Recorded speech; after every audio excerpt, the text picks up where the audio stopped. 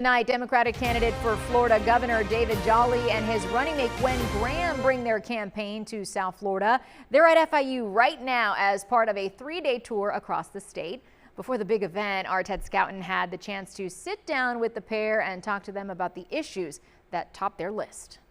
We have a former Republican and a well-known Democrat saying that they will bring change to Tallahassee. I had the opportunity to sit down with David Jolly and Gwen Graham today. They're running for governor and lieutenant governor on the Democratic ticket. You know, until the last gubernatorial election, the races were decided by razor-thin margins. Last time was 19 points. And Charlie Crist, who was Republican turned independent, turned Democrat. Now you were a Republican turned Democrat. Talk about that a bit. What voters are telling us right now is just fix our problems. Just fix our problems.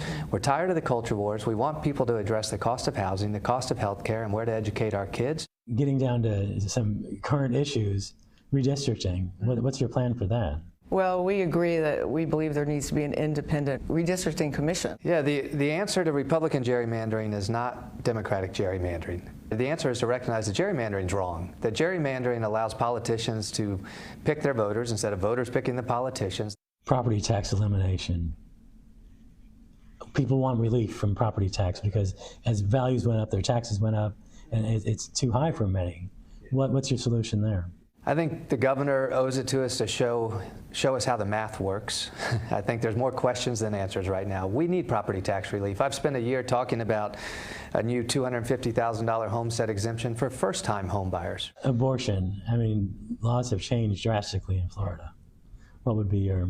I'm a very, very strong pro-choice, but I believe that this is not an issue that the government should be involved in. It's between a woman, her God, her doctors, her family. There's been a lot going on with LGBTQ rights and the way cities and municipalities deal with the LGBT community.